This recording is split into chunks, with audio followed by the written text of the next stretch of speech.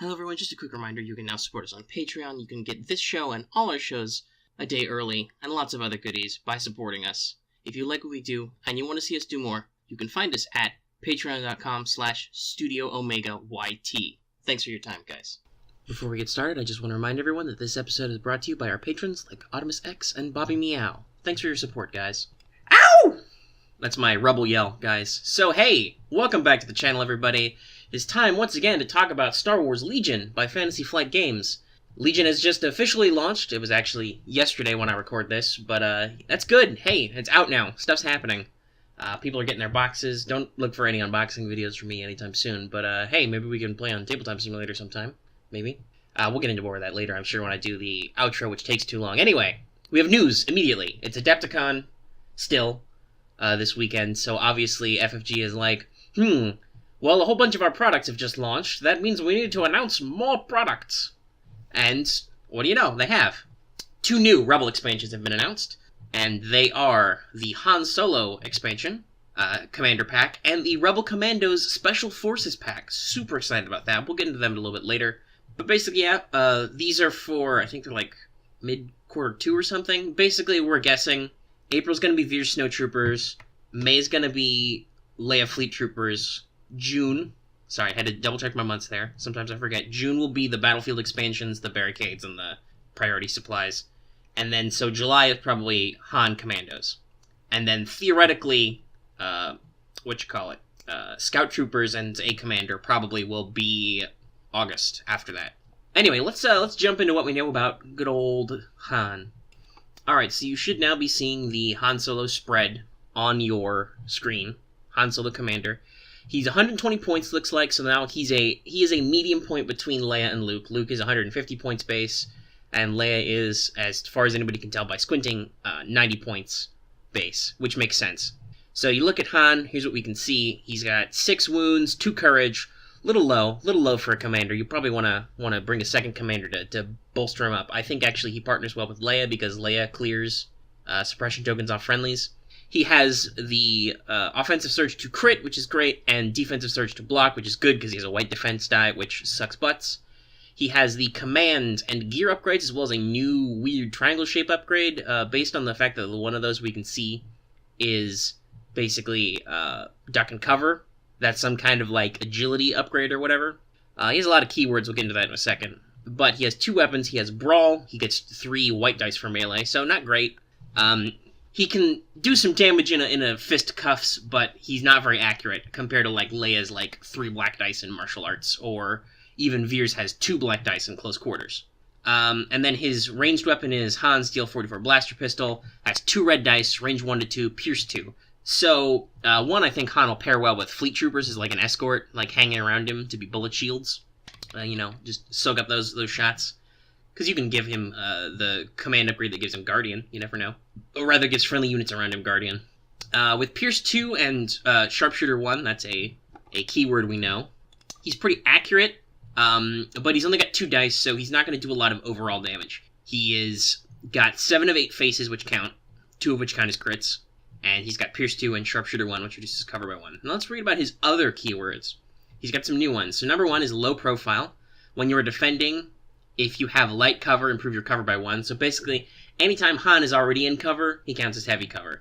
Hiding behind a tree, a bush, a low fence, some kind of, whatever gives light cover, hiding behind a ground vehicle, he gets heavy cover. Second, his probably best ability and why he's so expensive, Gunslinger. After you perform a ranged attack action, you perform an additional ranged attack action on a different target. Or actually, it's an additional ranged attack, not an action, because technically you can't perform actions, whatever. So, Han can double tap, but he can't tap the same target, which I think is a very, very important balancing figure.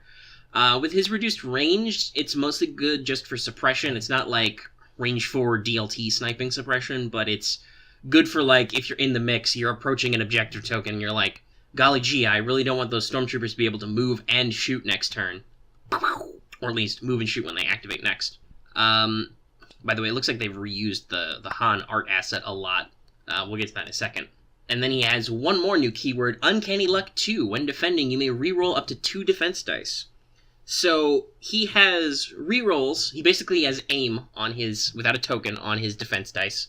He's got a command upgrade. He's got that agility upgrade, which the only one that we know of so far is duck and cover, which is real good at defending. We'll explain that later when we get to Commandos, because that's when you can actually see it. And he has defensive surge, and he can reroll too. So he's decently survivable, even though he's only got 6 HP. Let me just pull up in my folders, because the game is newish and I haven't memorized everybody. Leia also has 6 and 2. Okay. But she costs way less. Actually, Han's very similar to Leia, but anyway, it's not important. Leia has nimble as her defensive thing. Anyway, I'm saying anyway a lot, sorry. We'll just move on. So that's all of Han's base card. We don't know what all of his command cards do, but we know what 2 of them do. First off, the one we can see is Diversion, which lets you order 2 trooper units. And then when an enemy unit performs an attack, it must attack a trooper unit with a face-up order token if able. So basically, you assign 2 troopers order tokens, and then, for that turn, when an enemy performs an attack, they have to shoot at the ones you've given orders to. And I believe, if I'm right, you don't have to resolve the order tokens in the order which you dealt them. You can go to the stack anytime you like. It's just usually you issue orders to, like, make a unit activate sooner, but this works out in a way to not do that. You just throw Diversion on a couple of random guys who are maybe in, like, heavy cover or something, you know, doing well, and just, or you've got a unit that's, like, heavily suppressed, it's half dead, they're not going anywhere anyway. You can just go ahead and slap Diversion on them and force enemies to fire on them. Pretty good, it's 2 pips. And you may notice there's another command card with no pips. That's Han's Sorry About the Mess. And they describe it in the article, so take it with a grain of salt. But basically, the idea about Sorry About the Mess is it's 0 pips. It always goes first. When you activate it, no matter what, it will always have command priority. And I assume that that is going to be true for Legion. Unless, other than maybe some kind of special quality, like you might eventually get an upgrade that lets you increase your command pip speed or something. But conventionally, I'm pretty sure it will stay that 0 pips is Han's special move, and he always gets to activate first. And when he does, he can order only himself, and he gets to do a ranged attack. But also, according to the article, he assigns himself an aim and a dodge token when he does so. So yeah, you throw this on him, he gets to go first, he shoots twice, he can aim on one of them, and he gets a dodge token, which is good, because then that means he's very, very resilient. Other than that, he has a gear upgrade slot, and there's a gear upgrade in the pack, we don't know what it does. There's a 3rd command card that's probably his 3 pips, we don't know what it does. And that's old boy Han. So now let's talk about Rubble Commandos. For the sake of discussion, I'm probably going to split this a little bit because I want to show 2 images. So here's the spread first, we'll talk about that a little. So you can see there are 2 unit cards to Rubble Commandos. We'll get into the differences in a second because FFG does provide an image where you can see both cards. But basically, this is our first Special Forces unit. Special Forces, the normal is they're a 60-point infantry, so almost as much as a commander, probably as much as a Leia with upgrades. But they come with 4 minis, they have 1 wound but 2 courage. That means they're not suppressed until they have 2 tokens, very important. We'll come into also why it's important in a second. They have offensive surge to hit and defensive surge to block, speed 2. They have normal A280 blaster rifles for a black die. They have 1 black die to unarmed. That's pretty effective. They have heavy weapons, they have that agility or whatever upgrade. They have a comlink upgrade, actually, which is very interesting because that means you can give these guys comms jammers or long-range comlinks, which really makes sense for Commandos. There's also another comms upgrade, which is like HQ something we can't see. It's like during some blah blah blah phase of blah blah blah. Something to do with your commander. They also have a gear upgrade and a grenade upgrade. By the way, interesting to note, this pack doesn't appear to come with spare grenades, at least in the spread. This is the first time FFG is going to be like, hope you have multiples? Dunno. Let's see, what do we want to talk about here? Oh, keywords, that's right, I shouldn't forget those. So, they have the low-profile keyword also, they have the Scout 2 keyword, which is important. We talked about Scout before when we talked about the Battlefield expansion. These guys have it. After you deploy, you can perform a Speed 2 move, which is great. I've been playing around with deployments a lot on, like, Tabletop Simulator. That ability to, like, put yourself somewhere and then scooch, depending on the battlefield, would be really great. Like, there are some, depending on your deployment zone, there are some maps in, like, Tabletop Simulator, and thus, I'm sure some maps that people are going to build otherwise where, like, cover is just outside of your deployment zone. Scout 2, you could probably scooch right up in there. And they also have Sharpshooter 1, which means they decrease enemies' cover by 1, which balances out their own low profile. Now, before we get to talk about their heavy weapon options and what that other card is, Really quick, let's mention Duck and Cover. We can see it more clearly in this spread. It looks like it's a 10-point upgrade. Basically, when you're defending against a ranged attack, during the apply dodge and cover step, you can give yourself a suppression token. You might think, oh, Megan, that sounds crazy. Why would you give yourself a suppression token? Think of it, okay? So these guys and Han both have Courage 2. That means they're not suppressed until they take 2 tokens. And they don't panic until they take 4 tokens. Excuse me. Sorry about that. So they can afford to take a token. And remember, when you have 1 suppression token, you automatically improve your cover value by 1. Which means for these guys, you get 2 cover. Same with Han. So if you're in the middle of nowhere, you're about to get lit up by stormtroopers with heavy weapons, or Darth Vader's about to huck a lightsaber at you because he doesn't have sharpshooter. And you're like, wow, I really want to not have to deal with that. Go ahead and duck and cover. Give yourself a suppression token. You jump to cover 1, and I assume, because it's in this pack, you jump to cover 2, because that's the way that low profile works. So you immediately jump to cover 2. At the end phase, you shed a single token. And even if you get it before you activate, remember you rally, which gives you a decent chance of ditching a token. And so yeah, it could be nothing. A great way to save your ass if you're in trouble. A decent upgrade, I think, for these guys. Alright, so we're going to get into the more meat of how cool I think Special Forces are in a second. Let's go ahead and switch over to that second image. Alright, so now you can see the 2 unit cards. You have Rubble Commandos, and then the Rubble Commandos weapons team. So, the weapon team starts with 1 unit, and it's got 16 points. Now you may be thinking, wow, that's real cheap. It is, because there's only 2. You get 1 mini, and then you get Heavy Weapon Team. You must equip a Heavy Weapon Upgrade card. The mini added by that card becomes your unit leader. That means that you get to shed your 1 Bullet Sponge regular Commando first. The Commando profile is exactly alike, except for the fact that it costs you only 16 points base for the 1 mini, and you add a Heavy Weapons automatically. So, here's what we got. You can do 2 types of Special Forces. One is basically a Heavy Infantry squad. They are much more mobile, much more accurate than your generic Rebel Infantry.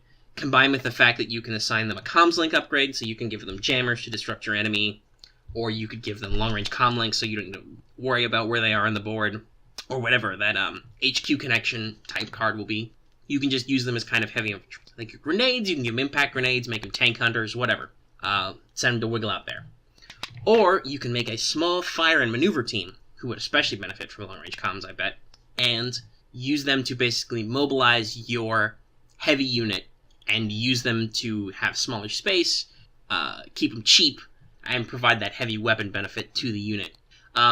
So we don't have the exact stats on them, but we do know, both from the spread and from the article, they have confirmed what the 2 are. There will be the Proton Bomb Saboteur, who gets proton bombs, and basically what proton charges, the little magnetic mines from Return of the Jedi, by the way. And basically, those appear to be like a range 1 thing. We can't really make out what's on it, but it's got like an action, and it's arm 1, and then something, and then it's got detonate, and then it's got blast. And it's range 1, but we can't see the cost of the dice.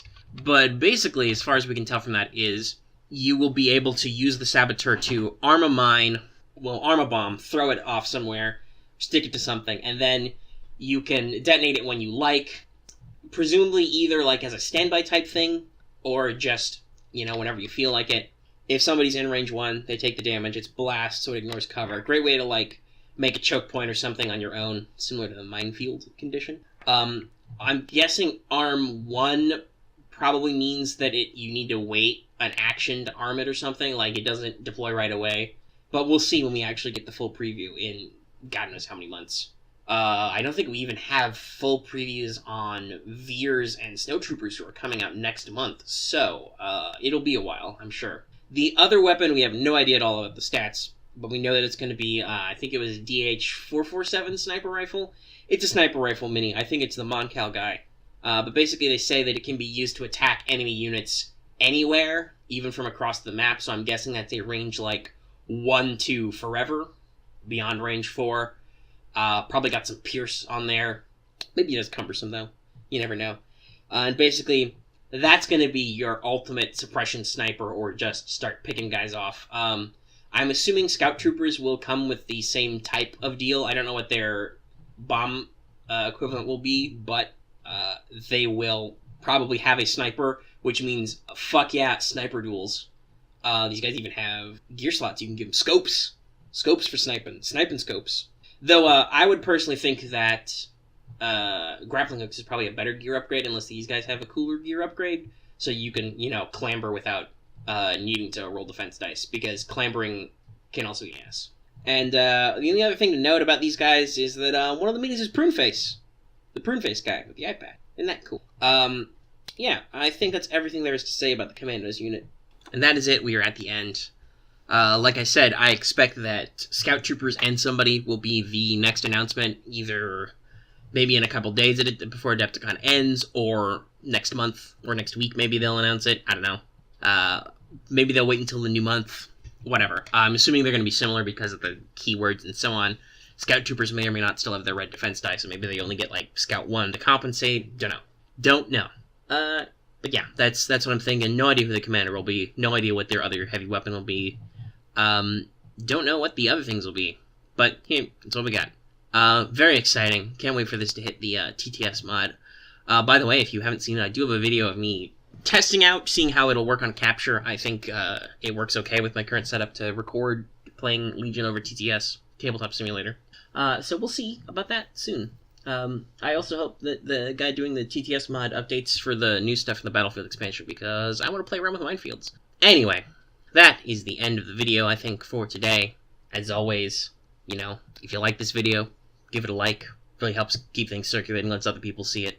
If you have any comments, your thoughts on Han, Rebel Commandos, Scout Troopers, possibility, whatever, go ahead and leave those in the comments down below. And we also have a community Discord for the channel. You can go in there, hop in there, talk about Star Wars stuff. If you want to, find some people and to just casually do some Tabletop Simulator stuff, you could probably do that. Discord's great for that kind of thing. We also talk about other stuff that I do videos on the channel. And of course, if you're new here and you've not already, please subscribe. Best way to keep track of our videos, other than, of course, supporting us on Patreon, where you can get access to videos early. You can get other stuff, like you get your name in the credits at the end. If you're really generous, maybe you can get your name in the special thank you at the front. Whatever. So I will see you guys whenever there is more Legion news, because wherever there is Legion, I will be. And still don't have a little pithy catchphrase at the end there. Just, happy shooting. That doesn't sound right. That doesn't sound good. You can't say that. You can't say that. But as always, thanks for your time, everyone.